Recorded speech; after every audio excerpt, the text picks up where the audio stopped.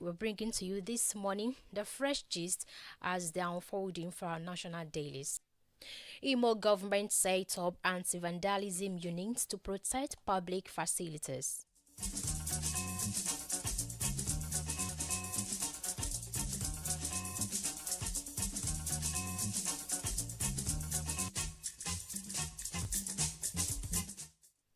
Those headlines and many other stories are reported from the Punch newspaper to the Vanguard and the Daily Post newspaper this morning. Let's go on a short break. When we come back, we get into the details of these headlines. Please stay with us.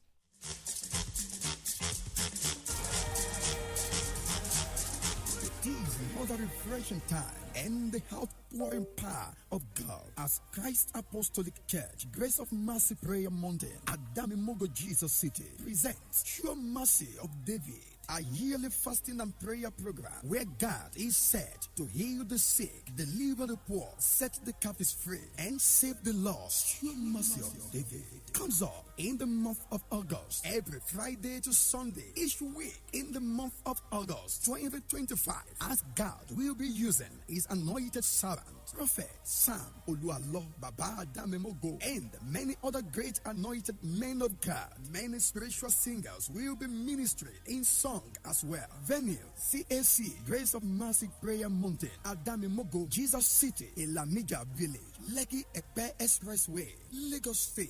For one-on-one counseling with Prophet Sam Oluwalo, register at JesusCityRadio.com. Sure Mercy of David. Don't miss it. If you are just joining the program this morning, you are listening to the Daily Dose on Adamimogo 107.7 FM. We've read out our headlines from the Punch newspaper to the Vanguard and the Daily Post newspaper.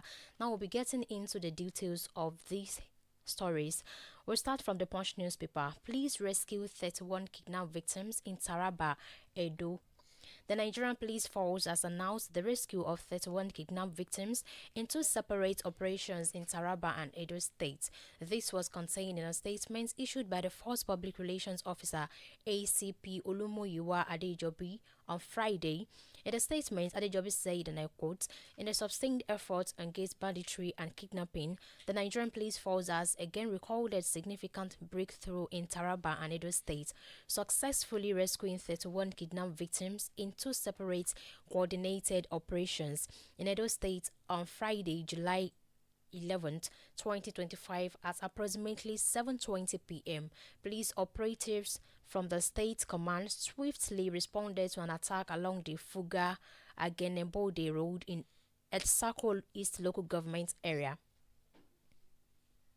The court is still on the Punch newspaper this morning. You will get the details there.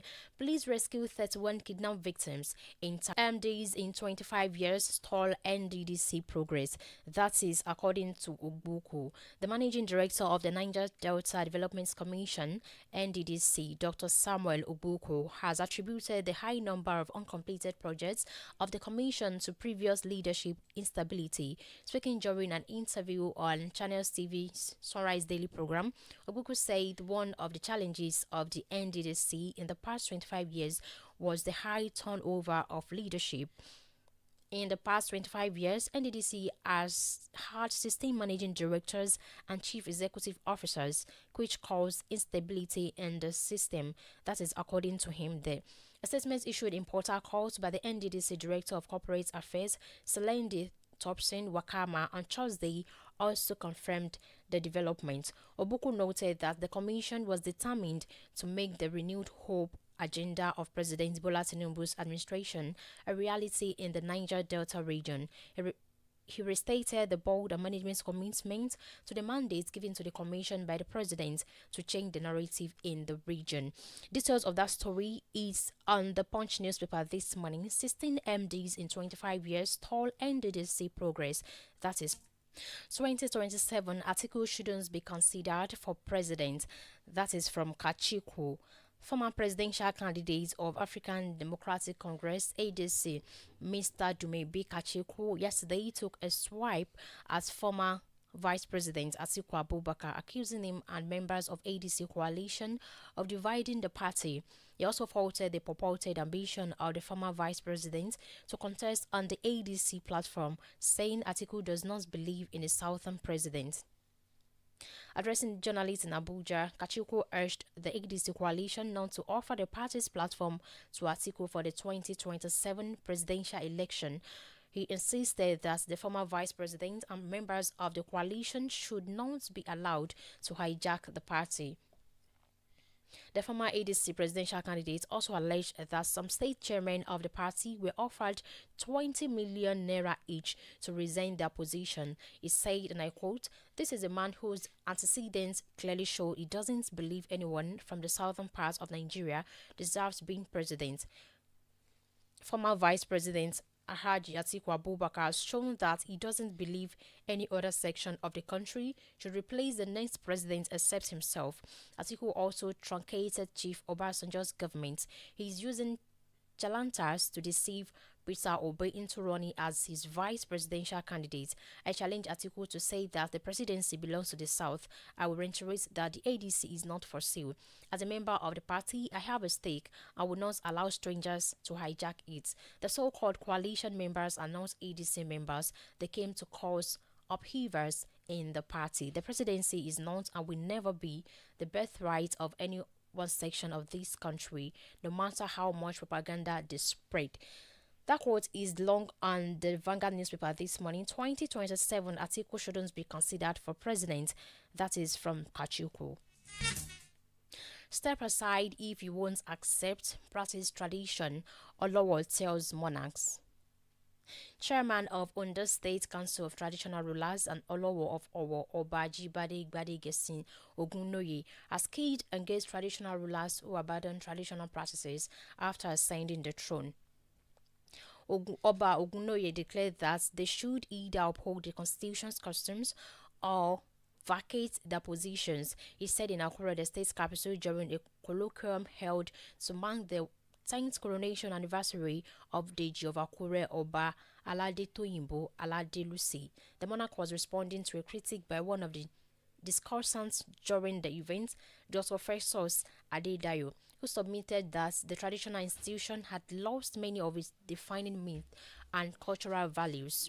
Dr. Adedayo, a journalist and scholar, had traced the historical significance of traditional institutions from the pre-colonial era to modern times. He said that the current generation of monarchs has in many cases diluted the institution's sacredness and public perception. According to him, that the traditional institution must redeem itself if it wants to be taken seriously. It can do this by upholding the myth and comportments passed down from ancient times, including burial rites, sacred appearances, and dignified conduct. Reacting, Oba Ogunnoye urged that there must not be a sweeping categorization of kings, but specific references to the ones that go out of the bounds of the institution. Grab a copy of the Vanguard newspaper this morning for details. Step aside if you won't accept, practice tradition, Olowo tells monarchs.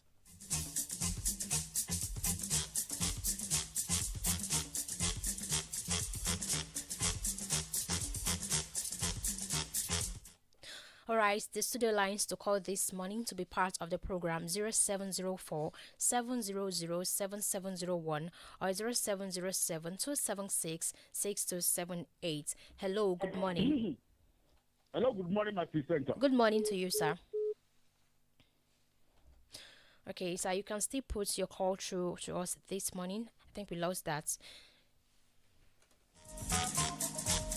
2023. Former Governor Samuel Otom of Benue State yesterday explained why. Hello, good morning. Hello, good morning, my presenter. Good morning to you, sir. I'm happy to join this morning tonic from Adamimogo studio there. Good to hear your voice again, sir. My name is Comrade Dailydose, precisely from Oswekiti. Welcome to the show, comrade. Atiku is a desperate contestant. I am disturbed when people don't realize their past antecedents. Atiku cannot come to power and continue to impoverish the masses. in Nigeria. Atiku is a bourgeoisie. It's where he has the money. But I want Atiku to realize that what he did during Obasanjo regime, that he has privatized virtually everything, including even human beings. But God will not give him the next opportunity to have become the president of the Federal Republic of Nigeria. The problem of electricity we are facing today is the handiwork of Atiku and Obasanjo. There is nothing to have privatized electricity in Nigeria. There is nothing to have privatized water. If care is not taken, Obasanjo and Atiku will have privatized human beings. He's a desperate contestant and is not going to achieve that thing. Then I want to talk to Benue State. Let Benue State government face bandits and challenges in the security there, and not to continue to monitor the schools. But that some schools are substandard. Which school is substandard? Are the school killing? They cannot face the bandits and the herdsmen. And those people that own the land and those who don't have the land. Let the government there face the challenges of insecurity in Benue State and leave the schools alone. Then I want to appreciate Tinubu to have visited that Tata's family. That Tata was an old man that has established Nigeria. Not until Obasanjo and Shagari came there. They killed all the Nigerian enterprises. They seized all the licenses. And everybody became bedridden. I appreciate the Tinubu to have visited that Tata in Kano. And God bless Nigeria today. Amen. Thank you. Good morning, sir. Thanks for your contribution this morning. And that's all for today's Daily Dose on Adamimogo 107.7 FM Idrikiti. Thanks for being part of the show this morning. Until next time, stay informed, stay engaged, and keep on reading. I'm Ayomide Surulere. Bye for now.